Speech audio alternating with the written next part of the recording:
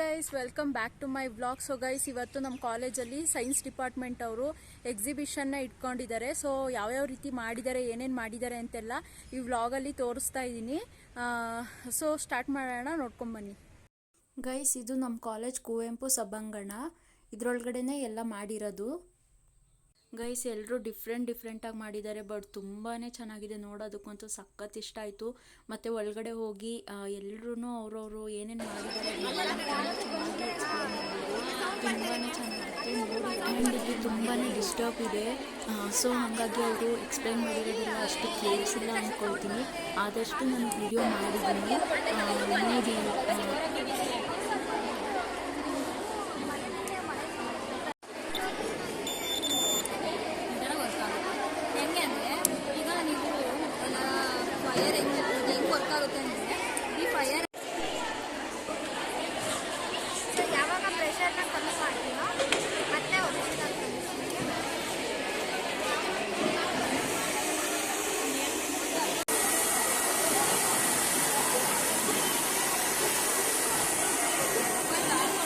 Current law ಪ್ರಕಾರ ನಾವು ಎಷ್ಟು ಕರೆಂಟ್ನ ಪಾಸ್ ಮಾಡ್ತೀವಿ ಎಲ್ಲ ಕಡೆ ಈಕ್ವಲ್ ಆಗಿ ಡಿಸಿಷನ್ ಆಗುತ್ತೆ.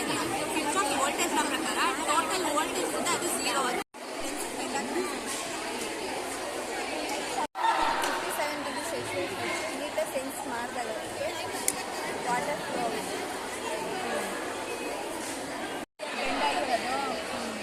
ಅದನ್ನು ನಾವು ಟೋಟಲ್ ಇಂಟರ್ನಲ್ ರಿಫ್ಲೆಕ್ಷನ್ ಅಂತ ಅಂತೀವಿ. ಸೇಮ್ ಅದೇ ಥರನೇ ಇದು ಫೈಬರ್ ಆಪ್ಟಿಕ್ಸ್ ಬೆಂಡ್ ಆಗಿದ್ರು ಸ್ಟ್ರೇಟ್ ಆಗಿರೋ ಹೊರಗಡೆ ಜಿಗ್ಜಾಗಲ್ಲೇ ಮೂವ್ ಆಗುತ್ತೆ. ಬಟ್ ಅದು ಕಾಣೋದು ಶಾರ್ಪ್ ಎಡ್ಜಸ್ಸಲ್ಲಿ ಮಾತ್ರ ಇಂಪ್ರೂವ್ ಆಗುತ್ತೆ. ಈಗ ನಾವು ಟೋಟಲ್ ಇಂಟರ್ನಲ್ ರಿಫ್ಲೆಕ್ಷನ್ ಅಂತ ಅಂತೀವಿ.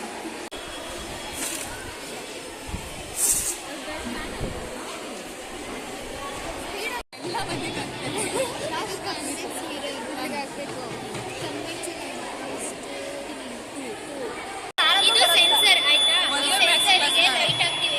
ಹೇಳಿ ನೀಟಾಗಿ ಬೆಳಕು ಬೀಳಕ್ಕೆ ಗೊತ್ತೇ ನನಗೆ.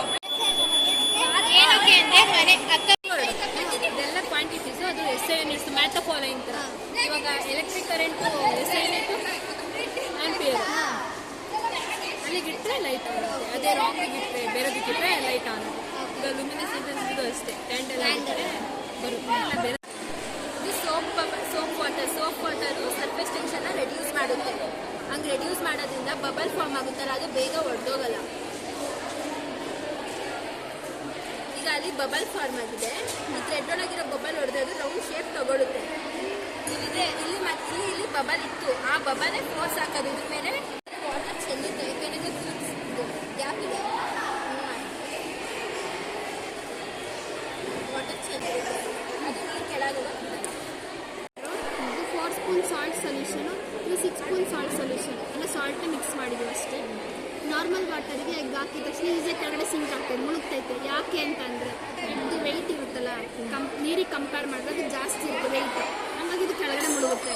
ಇದು ಬಂದರೆ ಇದು 4 ಸ್ಪೂನ್ ಸಾಲ್ಟ್ ಹಾಕ್ತಿರ್ತೀವಿ, ಮಿಕ್ಸ್ ಮಾಡಿ ಕರಗಿಸಿರ್ತೀವಿ. ಸಾಲ್ಟ್ನ ಮೊಟ್ಟೆ ಬಿಡ್ತೀವಿ, ಮಿಡಲ್ಗೆ ಬರುತ್ತದು. ಮಿಡಲ್ಗೆ ಯಾಕೆ ಬರುತ್ತೆ ಅಂತಂದರೆ ಇದರಲ್ಲಿ ಬಯನ್ಸಿ ಫೋರ್ಸ್ ಅನ್ನೋದು ವರ್ಕ್ ಆಗ್ತಿರುತ್ತೆ. ಆ ಫೋರ್ಸ್ ಅಂದರೆ ಈಗ ಮೇಲ್ಮೈ ಪದರ ಇರುತ್ತಲ್ಲ, ಮೇಲ್ ಸರ್ಫೇಸ್ ಇರುತ್ತಲ್ಲ, ಆ ಸರ್ಫೇಸ್ ಮೇಲ್ಗಡೆ ಗ್ರಾವಿಟೇಷನಲ್ ಫೋರ್ಸು ಆಪೋಸಿಟಾಗಿ ವರ್ಕ್ ಆಗ್ತಿರುತ್ತೆ.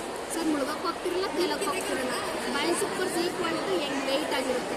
ಇದು ಬಂದರೆ ಇದು 6 spoon salt solution. 6 spoon salt ಹಾಕಿ ಮಿಕ್ಸ್ ಮಾಡಿರ್ತೀವಿ. ಇದನ್ನ ಹಾಕಿದ ತಕ್ಷಣ ಎಷ್ಟೇ ಪ್ರೆಸ್ ಮಾಡಿದ್ರೆ ಅದು ಕೆಳಗಡೆ ಮುಳುಗಲ್ಲ, ಮೇಲ್ಗಡೆ ಬರುತ್ತೆ, ತೇಲುತ್ತೆ. ಯಾಕೆ ಅಂತಂದರೆ ಡೆನ್ಸಿಟಿ ಇರುತ್ತಲ್ಲ, ಅಂದರೆ ಸಾಲ್ಟ್ ಆಗ್ತಾ ಇರೋ ಡೆನ್ಸಿಟಿ ಹೈ ಆಗ್ತಾ ಹೋಗ್ತಾನೆ ಇರುತ್ತೆ. ಇದು 10 ಸ್ಪೂನ್ ಹಾಕಿದ್ರೂ ಇದು ಮೇಲೇ ಬರುತ್ತೆ, 8 ಸ್ಪೂನ್ ಹಾಕಿದ್ರೂ ಮೇಲೆ ಬರುತ್ತೆ. ಯಾಕಂದರೆ ಅದು ಡೆನ್ಸಿಟಿ ಹೈ ಆಗ್ತಾ ಹೋಗ್ತಾ ಇರೋದ್ರಿಂದ ಅದು ಮೇಲೆ ಬರುತ್ತೆ. ನಾರ್ಮಲ್ ವಾಟರ್, ಇದು ಸಾಲ್ಟ್ ಸೊಲ್ಯೂಷನ್. ನಾರ್ಮಲ್ ವಾಟರಲ್ಲಿ ಇಂಕ್ ಹಾಕಿದ್ರೆ ಬೇಗ ಸ್ಪ್ರೆಡ್ ಆಗುತ್ತೆ, ಯಾಕಂದರೆ ಅದು ಡೆನ್ಸಿಟಿ ತುಂಬ ಕಡಿಮೆ ಇರುತ್ತೆ.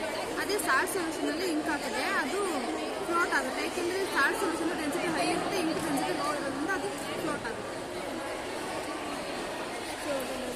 ಹೀಟಿಂಗ್ ಅಂತ ನಾವು ಮ್ಯಾಗ್ನೆಟ್ನ ಯಾವುದೇ ಎನರ್ಜಿಯಿಂದ ನಾವು ಫ್ಲೋಟ್ ಆಗಲ್ಲ.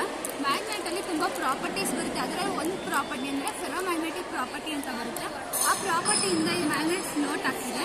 ನಾವು ಯಾವಾಗ ಈ ಬಾಡಿನ ಹೀಟ್ ಮಾಡ್ತೀವಿ, ಇದ್ರ ಜೊತೆ ಇರೋ ಕಾಂಟ್ಯಾಕ್ಟ್ ಮೀನ್ಸ್ ಇದರ ಮಧ್ಯದಲ್ಲಿರೋ ಬಾಂಡ್ನ ಇದು ಬ್ರೇಕ್ ಡೌನ್ ಮಾಡುತ್ತೆ. ಈ ಬ್ರೇಕ್ ಡೌನ್ ಆಗಿಲ್ಲ ನಾವು ಕ್ಯೂರಿ ಪಾಯಿಂಟ್ ಅಥವಾ ಕ್ಯೂರಿ ಟೆಂಪರೇಚರ್ ಅಂತ ಕರಿತೀವಿ. ಈ ಕ್ಯೂರಿ ಟೆಂಪರೇಚರ್ ಎಷ್ಟಿರುತ್ತೆ ಅಂದರೆ ಅದು ಅತಿಯಷ್ಟು ಲೋಯೆಸ್ಟ್ ಟೆಂಪರೇಚರ್ ಆಗುತ್ತೆ 770 ಡಿಗ್ರಿ ಸೆಲ್ಸಿಯಸ್ ಇರುತ್ತೆ. ಅದರಲ್ಲಿ ಹೀಟ್ ಮಾಡಿದಾಗ ಇವೆರಡು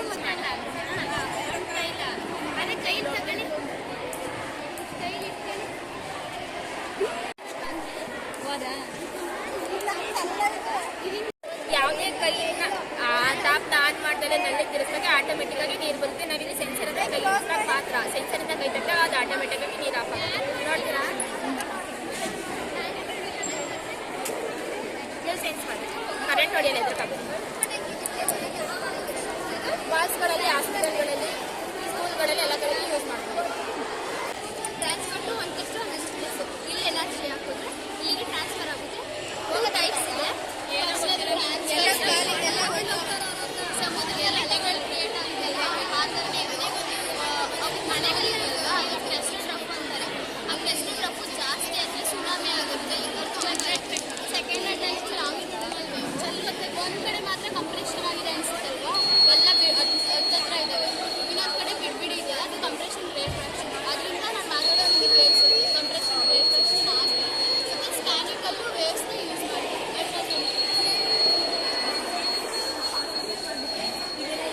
ಇದು ಒಂಚೂರು ಟಚ್ ಆಗಂಗಿಲ್ಲ ಆ ಥರ. ಅದು ಎಕ್ಸಾಕ್ಟ್ ಏನಂತಂದರೆ ಕಿಚನ್ ತುಂಬ ಹೊಗೆ ಆಗಿರುತ್ತಲ್ಲ, ಇದು ಆಚೆ ಹೋಗ್ಬೇಕು. ಆಚೆ ಹೋಗ್ಬೇಕು ಅಂದರೆ ಮನೆ ಇವಾಗ ಎಕ್ಸಾಕ್ಟ್ ಫ್ಯಾನ್ ಇದನ್ನ ಮನೆಗೆ ಫಿಕ್ಸ್ ಮಾಡಿಟ್ಕೊಂಡ್ರೆ ಸ್ಮೋಕ್ ಅಬ್ಸರ್ವ್ ಮಾಡ್ಕೊಂಡು ಆಚೆ ಆಗುತ್ತೆ. ಆಗ ಆಚೆ ಫ್ರೆಶ್ ಏರ್ ಎಂಟರ್ ಆಗುತ್ತೆ. ಆಗ ಮನೆಯಲ್ಲ ತುಂಬ ಸೇಫ್ ಇರುತ್ತೆ. ಕಿಚನಲ್ಲೆಲ್ಲ ಯೂಸ್ ಅಂದರೆ ಹೋಟೆಲ್ಸ್ ಎಲ್ಲ ಇರುತ್ತಲ್ಲ, ಹೋಟೆಲ್ ಕಿಚನಲ್ಲೆಲ್ಲ ಯೂಸ್ ಮಾಡ್ತಾರೆ.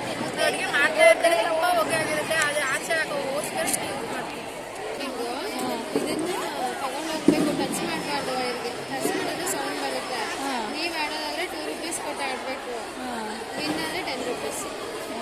ಅಷ್ಟೇಯಾ? ಕಾನ್ಸಂಟ್ರೇಷನ್ ಲೆವೆಲ್ ಎಷ್ಟು ಸೊ ಗೈಸ್, ಇವಾಗ ಎಕ್ಸಿಬಿಷನ್ ಎಲ್ಲ ನೋಡಿಕೊಂಡು ಮನೆಗೆ ಹೋಗ್ತಾ ಇದ್ದೀನಿ. ಐ ಹೋಪ್ ಈ ವಿಡಿಯೋ ನಿಮ್ಗೆ ಇಷ್ಟ ಆಗಿದೆ ಅಂತ ಅಂದ್ಕೊಳ್ತೀನಿ. ಇಷ್ಟ ಆಗಿದ್ರೆ ಲೈಕ್ ಮಾಡಿ, ಶೇರ್ ಮಾಡಿ, ಸಬ್ಸ್ಕ್ರೈಬ್ ಮಾಡ್ಕೊಳ್ಳಿ.